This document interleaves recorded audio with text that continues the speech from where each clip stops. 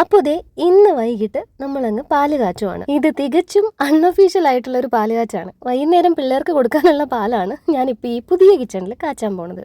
വെളുത്ത പാത്രത്തിൽ പുതിയ ഗ്യാസ് സ്റ്റവിൽ നമുക്കങ്ങ് പാല് കാച്ചാം. വൈറ്റ് സോസ് പാനിന് വില ഇത്തിരി കൂടുതലാണ്, 800 സംതിങ് ഉണ്ട്. ഈ ഒരു ഗ്രേ സോസ് പാൻ ആണെങ്കിൽ 200 സംതിങ്ങിന് കിട്ടും. രണ്ടിന്റെയും ലിങ്ക് ഞാൻ യൂട്യൂബിൽ അഫിലിയേറ്റ് ആയിട്ട് ടാഗ് ചെയ്ത് കൊടുത്തേക്കാം. കിച്ചൺ ഒതുക്കി എടുക്കുന്നതിനേക്കാൾ ബുദ്ധിമുട്ടായിരുന്നു വീടൊന്ന് പഴയ പോലെ ആക്കി എടുക്കുന്നത്. രാവിലെ തൂത്തും തുടച്ചു അങ്ങ് തുടങ്ങിയതാണ്, പിന്നെ ഉച്ചയ്ക്ക് 12 മണിയായതാണ് ഓർമ്മയിലുള്ളത്. ഒരു ബിരിയാണി മേടിച്ച് കഴിച്ചിട്ട് ഞങ്ങൾ ഉച്ചയ്ക്ക് കിടന്നു ഉറങ്ങി. ക്രിസ്മസ് പ്രമാണിച്ച് നമുക്കൊരു ഡീപ്പ് ക്ലീനിങ് പതിവുള്ളതാണ്. അതിപ്പോൾ അങ്ങ് ചെയ്തു മാറ്റി. ചെലന്തി വലയൊക്കെ അടിച്ച് വീട് മൊത്തത്തിൽ തൂത്ത് തുടച്ച് വൃത്തിയാക്കി. ഒഴിവുള്ള ദിവസമായതുകൊണ്ട് തന്നെ പാലുകാച്ചിന് നമ്മൾ ക്ഷണിച്ചിട്ടുള്ള വിശിഷ്ടാതിഥികളൊക്കെ ഡിന്നർ സമയത്തേ ഇവിടെ എത്തത്തുള്ളൂ. ഈ കിച്ചൺ റിനോവേഷൻ നമ്മൾ ചെയ്ത പരിപാടിയാണല്ലോ, അതുകൊണ്ട് നമുക്ക് ഒരുമിച്ചങ്ങ് പാല് കാച്ചാം. ഗ്യാസ് സ്റ്റവ് വർക്ക് ചെയ്യുമ്പോൾ ഈ വിൻഡോ തുറന്നിട്ടാൽ തീ അണയില്ലേ എന്ന് ചോദിച്ചിരുന്നില്ലേ? എനിക്ക് അങ്ങനെ ഒരു ബുദ്ധിമുട്ട് ഇതുവരെ വന്നിട്ടില്ല. അത്രയ്ക്ക് അങ്ങോട്ട് കാറ്റ് ഇവിടെ അടിച്ച് കയറത്തില്ല, കാരണം നമ്മൾ കിച്ചണിന് പുറത്തോട്ട് ഷീറ്റിട്ട് ഇറക്കിയിട്ടുണ്ടല്ലോ.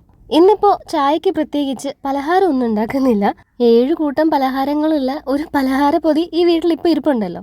തൽക്കാലം അതും കൂട്ടിയിട്ടാവാം ഇന്നത്തെ ചായ കൂടി. എല്ലാവരും വന്നിട്ട് ഫുഡ് എന്തെങ്കിലുമൊക്കെ ഉണ്ടാക്കാന്നുള്ള പ്ലാൻ ആയിരുന്നു. പക്ഷേ ഈ ഒതുക്കിപ്പറക്കൊക്കെ കഴിഞ്ഞിട്ട് കടയിൽ പോകാനോ സാധനങ്ങൾ മേടിക്കാനോ ഒന്നുമുള്ള സമയം കിട്ടിയില്ല. എണ്ണയും മസാലപ്പൊടിയും എല്ലാം നമുക്ക് കുറച്ച് റീസ്റ്റോക്ക് ചെയ്യാനുണ്ട്. എല്ലാം ഇത്തിരി ഉള്ളൂ.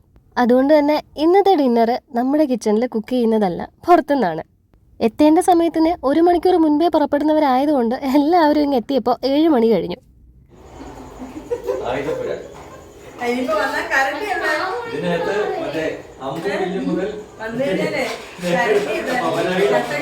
റെനോവേറ്റഡ് കിച്ചൺ ടൂറിൽ ഞാൻ പറഞ്ഞില്ലേ, എൻ്റെ ഡ്രോയർ കണ്ടപ്പോൾ ഇവരെൻ്റെ പണിയായുധങ്ങളാന്ന് പറഞ്ഞു എന്ന്. ആ എപ്പിസോഡാണ് അവിടെ നടന്നത്. പിന്നെ എല്ലാവർക്കുമായിട്ട് കുറച്ച് കട്ടൻ കാപ്പി ഇട്ടു. എല്ലാവരും കൂടെ ഒത്തുകൂടിയാൽ എന്തെങ്കിലുമൊക്കെ പരിപാടികൾ ഒപ്പിക്കുന്നത് സ്ഥിരമാണല്ലോ. ഇപ്പൊ എല്ലാവരും കൂടി ഇരുന്ന് ഡൈസ് ഇറയ്ക്ക് ടിക്കറ്റ് ബുക്ക് ചെയ്തുകൊണ്ടിരിക്കുകയാണ്. അതും രാത്രി 12 മണിക്കത്തെ ഷോ. കണ്ടു പേടിക്കാൻ പറ്റിയ സമയം. ഇടിയപ്പവും ചപ്പാത്തിയും പൊറോട്ടയും ബീഫ് സ്റ്റൂവും ചിക്കൻ കറിയും ഒക്കെയായിരുന്നു ഡിന്നറിന്റെ മെനു.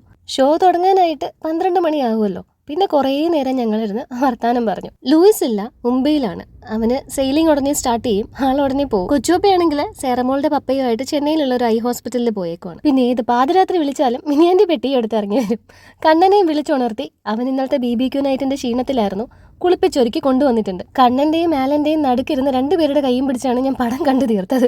ഇന്റർവെല്ലിന് തൊട്ടു മുമ്പുള്ള 2-3 സെക്കൻഡ് കഴിഞ്ഞപ്പോൾ ഞാൻ മര്യാദയ്ക്ക് കിടന്ന് ഉറങ്ങിക്കൊണ്ടിരുന്നല്ലേ, എന്തിനാടി എന്നോട് ഇത് ചെയ്തതെന്ന് ചോദിച്ചായിരുന്നു കണ്ണമോൻ ഇരുന്നേച്ചത്. ഡിന്നർ ഹെവി ആയിരുന്നുകൊണ്ട് പടം കഴിഞ്ഞപ്പോൾ ഓരോ കട്ടൻ കാപ്പി കുടിച്ചു. 2 പേരെ വീട് വരെ എത്തിക്കാൻ വെളിച്ചം കാണിച്ചു കൊടുക്കാമെന്നും പറഞ്ഞിട്ട് ഇതുപോലെ പേടിപ്പിച്ചു കൊന്നു.